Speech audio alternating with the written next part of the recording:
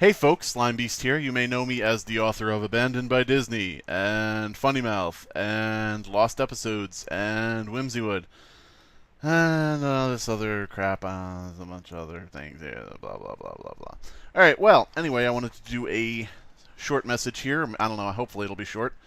It is basically to address certain things that I've heard over and over and over again about, legal issues with creepypasta, and Slime Beast, why did you put a banana in Mr. Creepypasta's tailpipe? Don't you know that'll wreck his car? Stuff like that.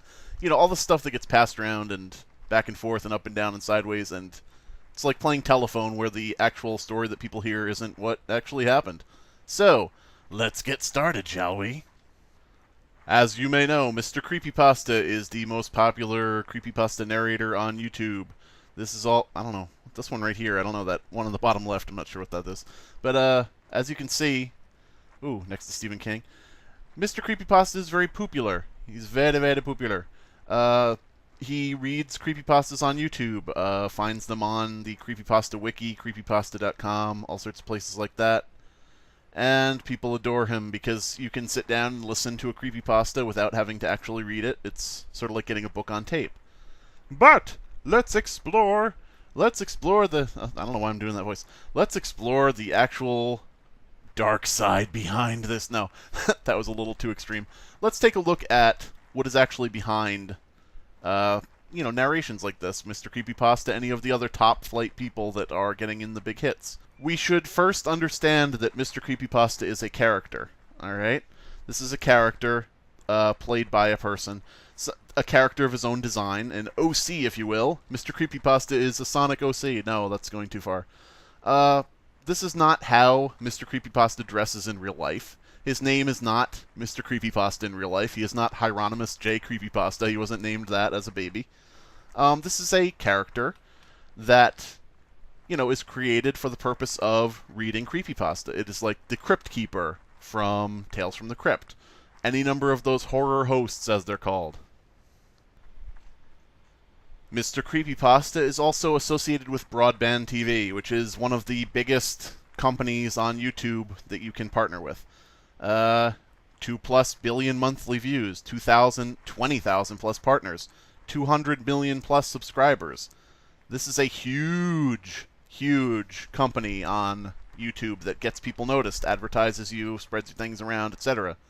They take a cut of whatever you make on YouTube in ad revenue, and in return they publicize you, they get you more ad revenue. What they also do is they take control of your channel. So in other words, companies like this that you partner with on YouTube, they may take ownership of your channel so that they can decide what you like, decide what you view, decide different things like that to help promote other people in their network.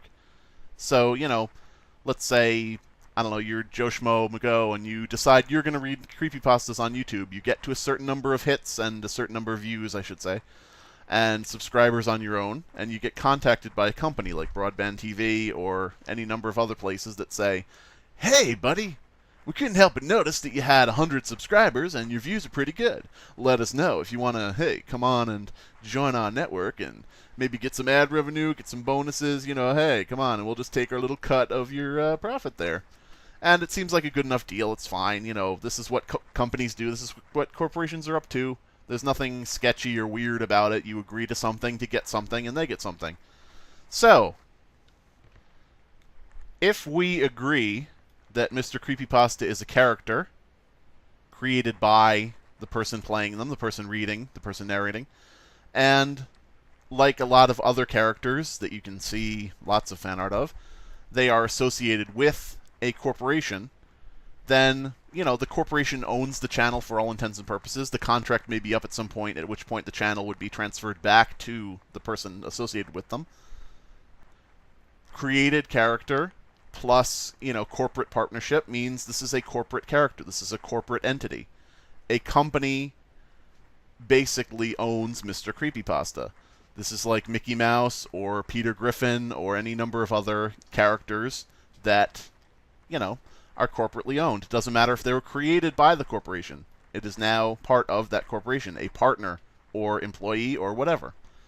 So, one thing that's also interesting to note is that these companies that you partner with have entire art departments dedicated to creating not only graphics for your page and thumbnails for your videos, but also fan art of your character.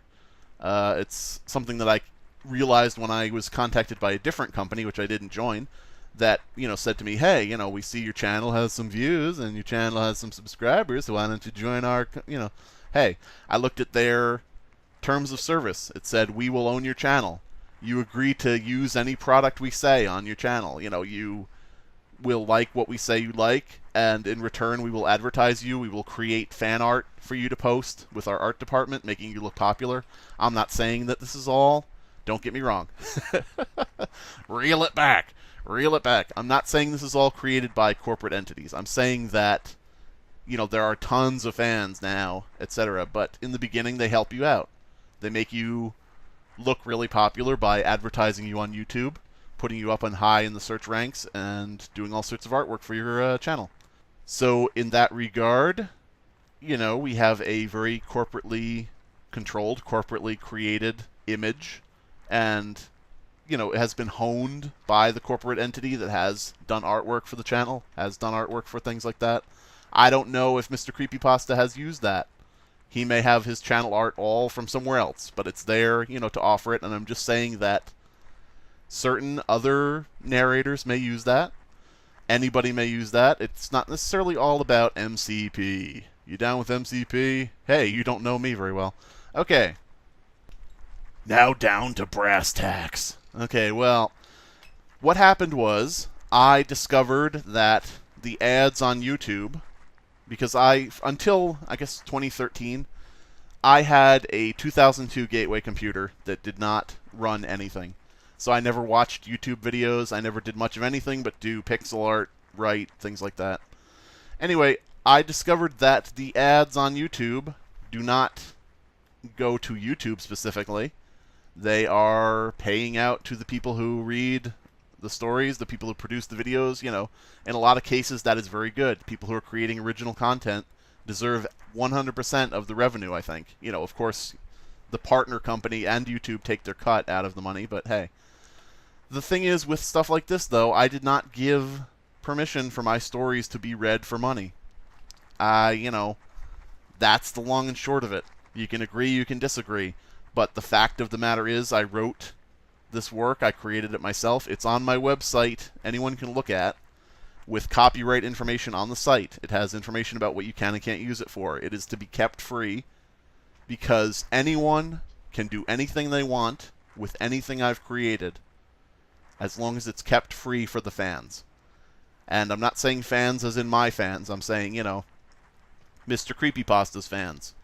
Keep it free for them. Other narrators who are doing it, keep it free for your fans. My stories are not there to be, for you to make money off of the people who are watching your videos. In the same way, you are not allowed to collect my stories in a book and sell them.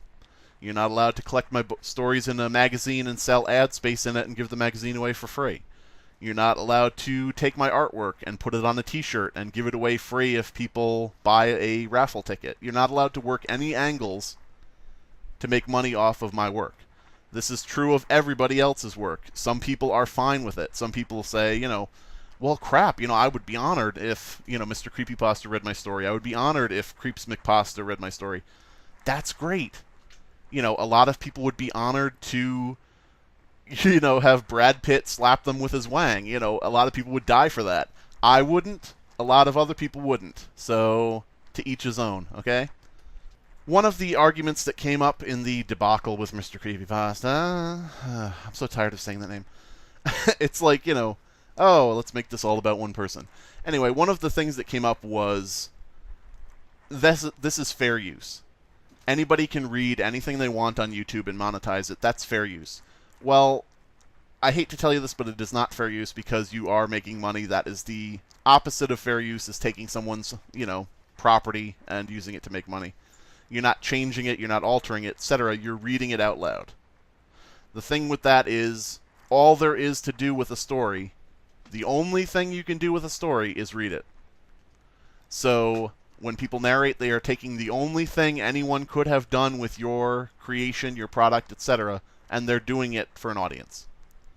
That's basically like, I'm going to watch the Avengers on YouTube.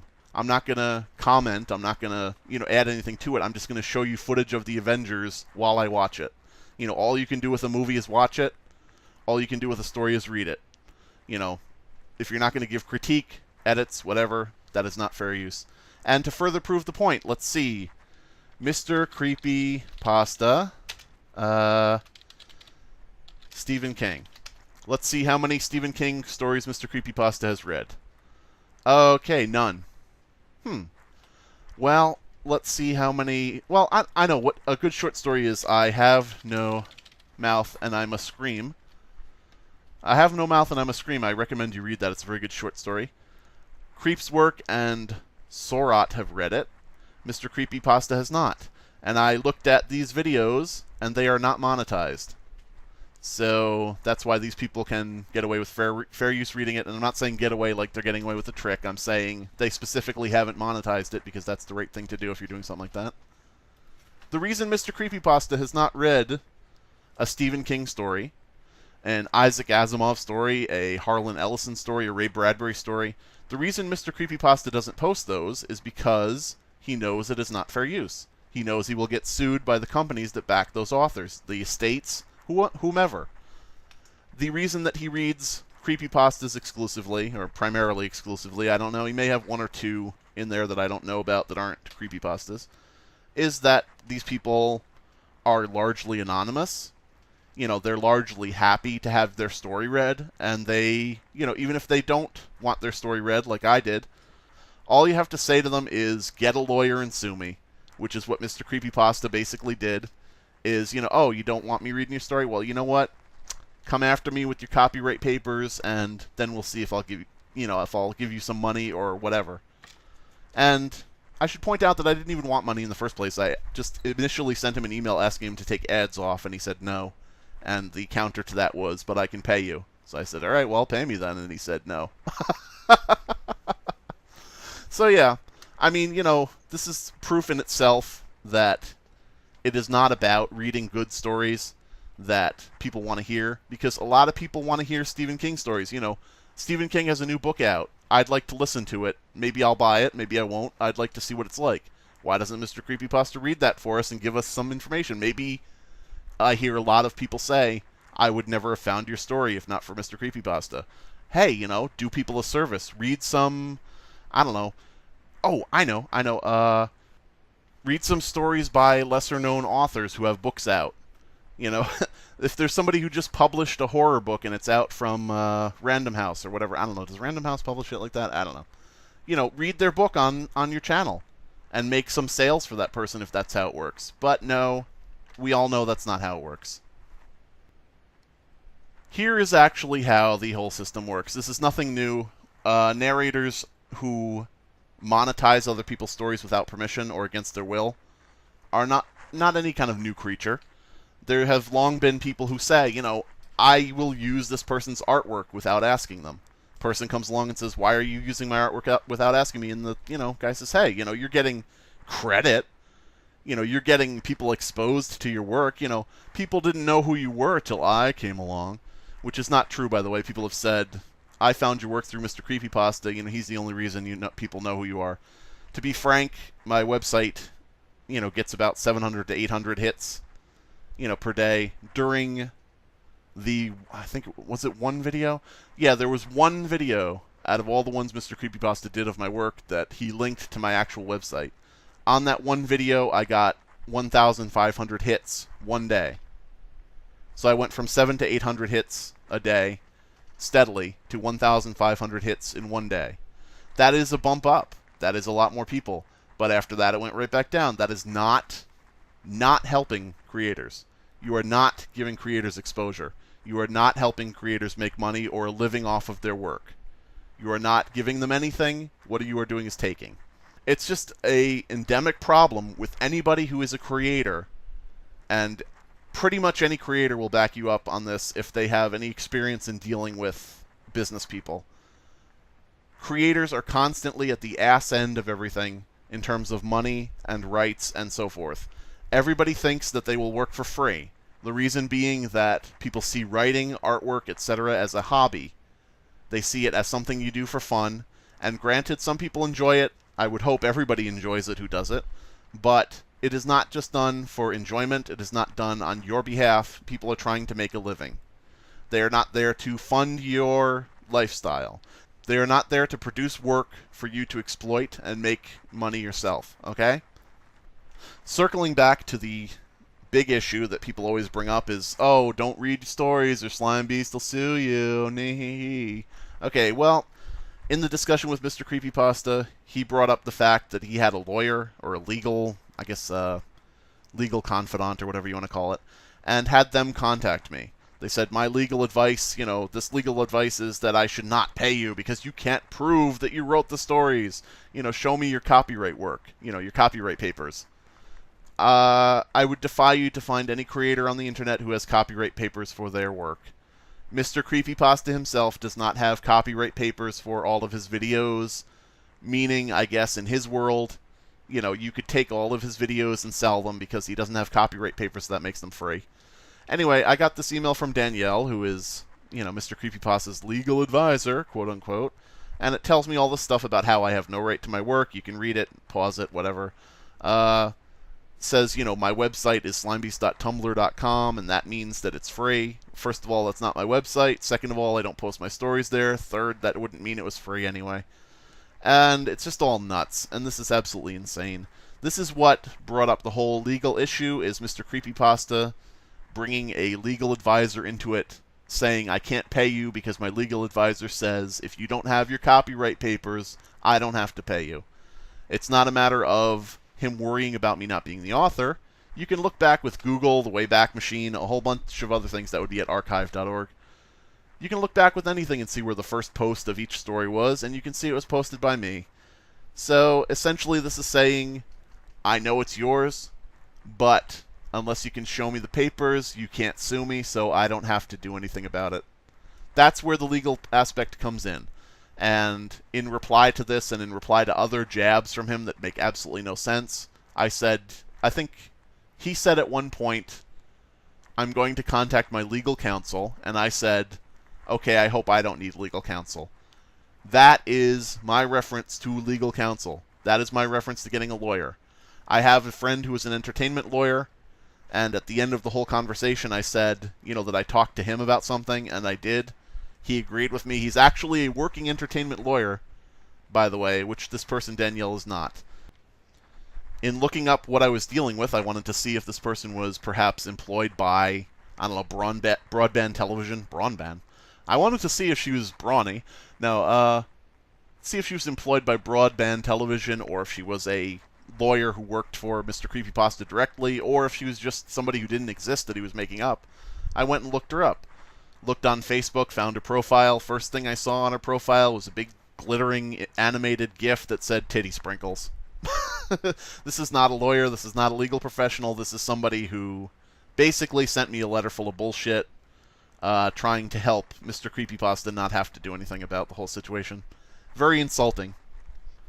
So yeah, that's a bit of a rant on the whole Mr. Creepypasta situation. That is, basically I think that people need to look up the information themselves. A lot of people hear second, third, fourth hand, oh, did you hear that Mr. Creepypasta, bought Slimebeast a solid gold house with all his credit he gave him, but yet Slimebeast threatened to sue if he didn't get a second one, and, it's just all this crazy stuff that's absolutely nuts.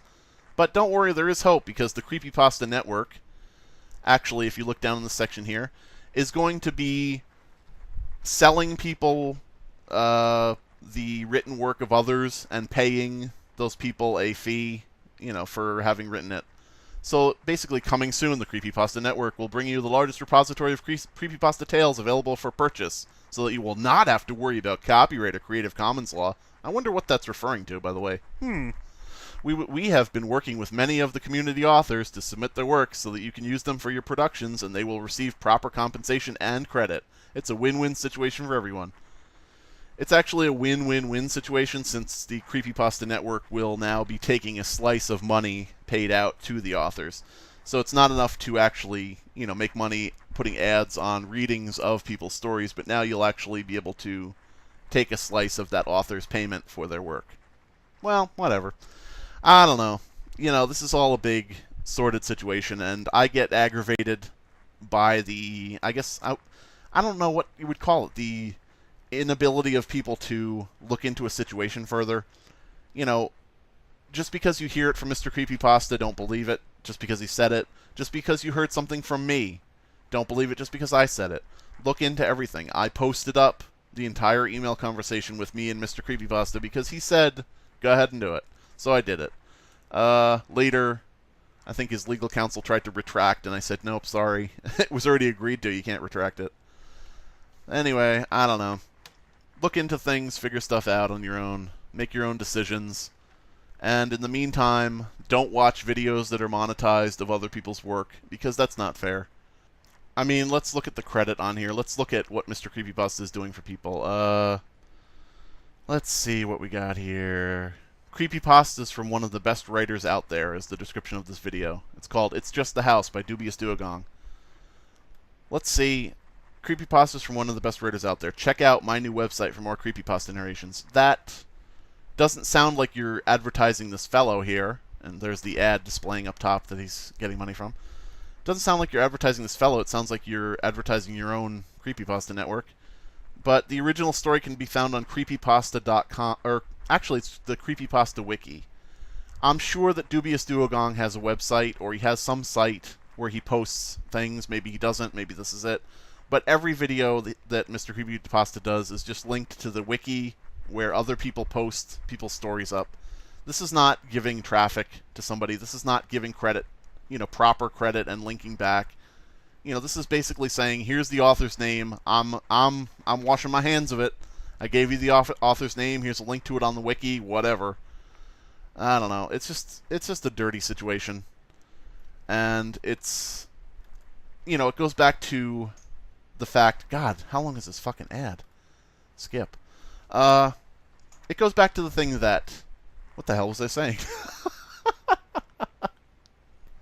It goes back to the thing that, Mr. Creepypasta makes a living off of this. This is his job. When I asked him to finally take down the videos, when I asked him to take the ads off and everything, he said, well, all I've made on your stories, I only get half the money. So all I've made on your stories is $500. These are things that weren't up that long. These were up less than a year. I would say maybe less than a couple months. And they had already generated $1,000 just from my couple stories.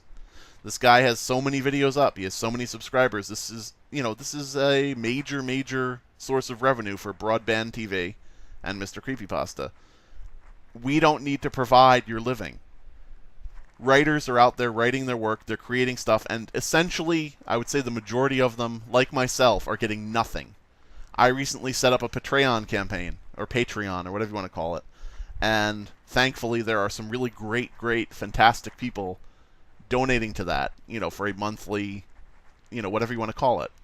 Payment fee, thank you gift, donation, whatever.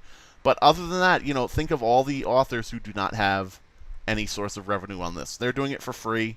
They're getting nothing. People like Mr. Creepypasta come along, look at this free source of material and say, wow, there is an untapped resource that I can make work for me and line my pockets. So yeah, that's the truth about it. That's how I feel. If you disagree, that's fine. Nobody needs to agree with everybody. Everybody should disagree with somebody. Doesn't matter. As I said, make up your own mind, look up things yourself, figure it out for yourself. It's just a sad state of affairs. I mean, if I went on YouTube and posted all of Mr. Creepypasta's videos and put ads on them myself, and I just talked over them, you would better believe that Broadband TV would be after me with its team of actual corporate lawyers. Alright, well, that's my say. Post in the comments below what you think, and if you disagree, you're wrong. Ha ha! Goodbye, everybody.